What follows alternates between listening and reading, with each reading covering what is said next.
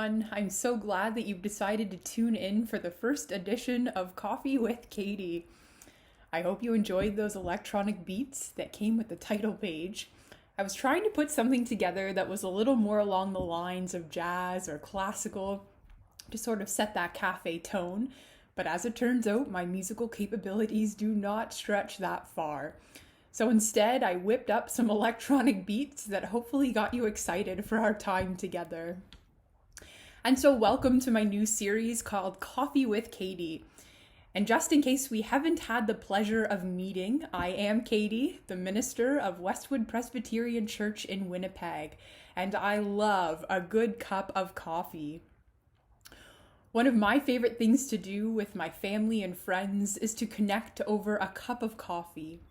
And since I haven't had the chance to connect with so many of you in far too long, I thought I'd create a bit of space for that to happen on YouTube until we can get together again. I'm not doing this video live this week.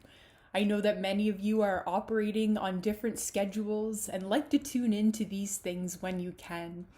But there still is ways for us to interact together over the next week if you wish, and I will get into some of those ways at the end of the video. But for now, I encourage you to grab a cup of coffee or whatever your favorite beverage is. The great thing about YouTube is that you can just put me on pause and come back to me when you're ready. And so today, if the title of this video is any indication, I want to talk a little bit about our stories and why our stories matter. I am newer to the Westwood community, and so many of my visits over the last few months have involved hearing about the unique life journey that many people are on, and this is something that I really enjoy doing. And so I wanted to take a few minutes to share with you a little bit about my story and think together about why our stories matter. And then I want to invite you to share your story with me over the coming week. And so, as many of you know, I did a lot of my growing up in Nova Scotia on the East Coast. I've noticed when people in the prairie provinces refer to the East, they often mean Ontario. But if you just keep going a few more provinces, you'll find a beautiful seaside province with great live music, unbeatable fish and chips, and even delicious donaires. I have two brothers. This is a picture of them with my mom and my dad. This was taken back in February when I had the opportunity to go visit with all of them in Halifax for the first time in a year. It was a really special time to visit with them. I think my brothers are pretty cool guys. They both follow their dreams. Charlie is a professional wrestler, which I think is pretty awesome. And my other brother, Joe, is a musician. And you actually might have seen him offering some music in some of our videos in recent weeks. It has been really special for me to have him involved in my ministry here in Winnipeg. And so I grew up in Nova Scotia with my family, and I attended St. Francis Xavier University for my Bachelor of Arts degree. I majored in history and English, which was great because I love to read.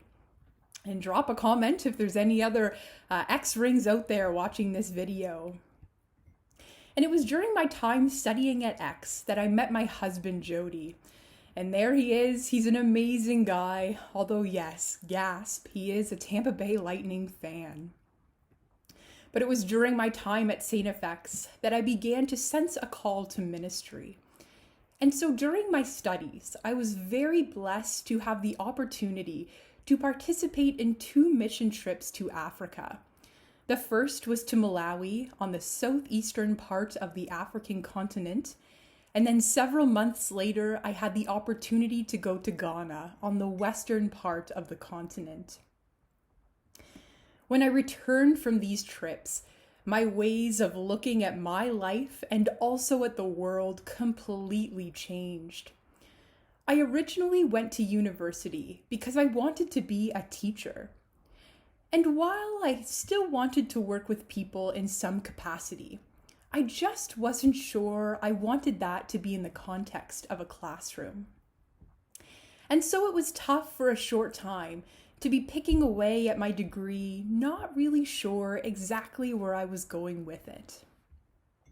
But in the midst of it all, I became more involved at the leadership level of the church that I was attending at the time. And something about that experience felt so bizarrely right. It's an experience that, in a way, is really hard to put to words because my head was filled with so much hesitation and doubt, and yet my heart felt so at peace with the work that I was doing. But after much discernment and outer affirmation of the call I was feeling inside, I made the decision to head to the Presbyterian College in Montreal to do the Master of Divinity program. I really enjoyed my time at the college and just generally being in the city of Montreal. I learned a lot, I met a lot of great people, and I really grew in my ministry skills. I also had the opportunity to serve in a pastoral charge on the beautiful Prince Edward Island during the 2 summers that I wasn't studying. And wow, what a treat it was to live just seconds from the beach. But then came the most difficult part of my journey to date. Just as I was graduating from the Master of Divinity program and getting so excited to enter the workforce and maybe even do ministry, my husband was offered a really great job in the military. And while I was so thrilled for him to be getting this opportunity, it was challenging to make the decision to launch into uncertainty and put my career on hold. It was difficult to just move and get settled in close to family and friends in Halifax, only to be surprised with the news that I was going to be moving to Winnipeg. None of this was how I pictured my life going when I finally graduated from many years in university. But you see, it wasn't about how I pictured my life going. God had a great plan for me, and I just needed to have patience. And I'm glad that in the end I did. Over that uncertain year, I grew so much as a person. I grew in my faith, and my muscles are even growing because it was also during this challenging year that I took up powerlifting, which has now become a very favorite pastime of mine. But that year of growth was also when I discerned further how God wanted me to use my gifts and skills to serve Him in this world. And in the process of that, I became a military chaplain.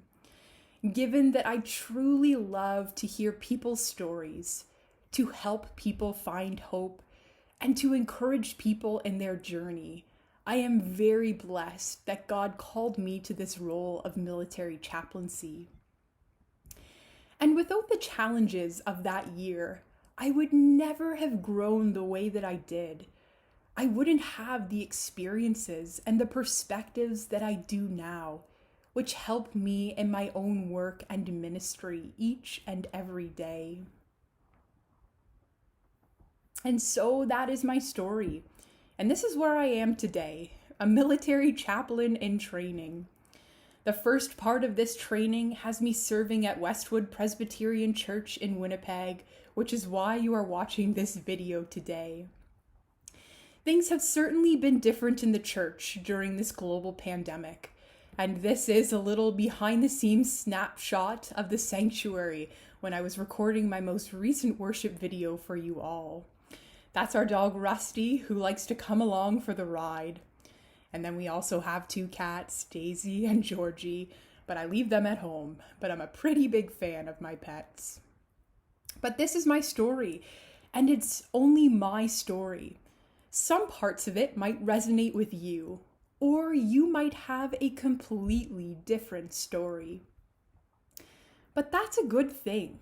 We are all different, and so we all have a different story, which means we all have something different to offer the world. We have all been made and formed through unique circumstances and conditions. Each of these circumstances and conditions have given us a unique lens through which we can look out onto the world. And this is why our story matters. This global pandemic has shown us just how interconnected we all really are. The world and the people around you need what you and your story have to offer, and only you can offer it. Your experiences matter more than you know. No one has your specific perspective on any given topic. No one can say things like you can say it. No one has gone through exactly what you have gone through. You approach life with a one-of-a-kind combination of life experience, thought patterns, and skills. No one else can offer this world what you can besides you. We are all in this life together, and we all have something unique to offer to this world and to each other.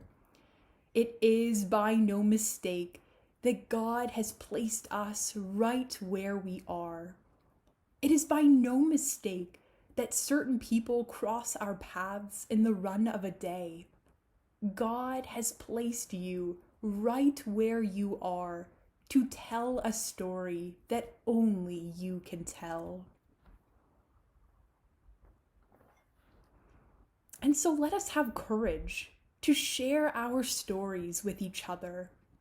Let us share with each other how we've grown through our joys, but also through our challenges. And through our stories, let us share hope, comfort, and grace as we grow into the people that God is forming us to be. You never know when your story will inspire someone or make a difference in their life. And so, my friends, if you're feeling courageous and would like to share your story, and if you're looking for someone to share your story with, or even just a specific chapter of it, then I would love to hear it. So please send me an email, which should be listed below, or you can feel free to add me as a friend on Facebook and send me a message on there. However you get in touch with me, I would love to connect with you. I would love to hear about what makes you unique and to encourage you in your journey. If there is something you would like me to pray for, then please also let me know.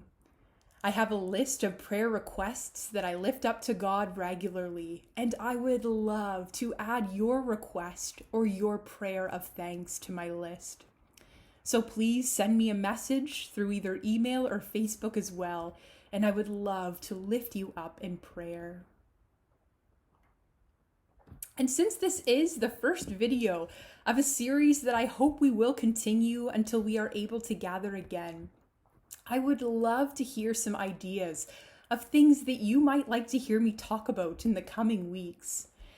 And so if there is a particular topic, Bible passage, worldly event, any theme, maybe even a personal anecdote, or just any other specific thing that you are hoping I will talk about, then please email me, let me know, send me a Facebook message, or even drop a note in the comments below this video.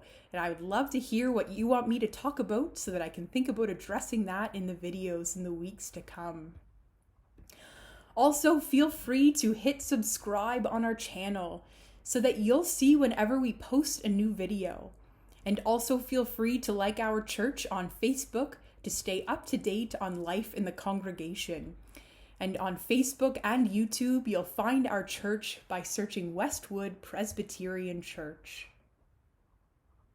And so thanks for tuning in. Thanks for joining me for a cup of coffee and also for hearing a little bit about my story. I hope to hear from some of you, hear about your stories, and connect with you. And I also hope you'll be able to join me on YouTube again this Sunday. This Sunday, we will be looking at the Gospel of John, chapter 14, verses 1 through 14, if you want to read ahead. And we will be hearing Jesus' comforting promise for all of us. And then I look forward to joining you for another cup of coffee next Wednesday.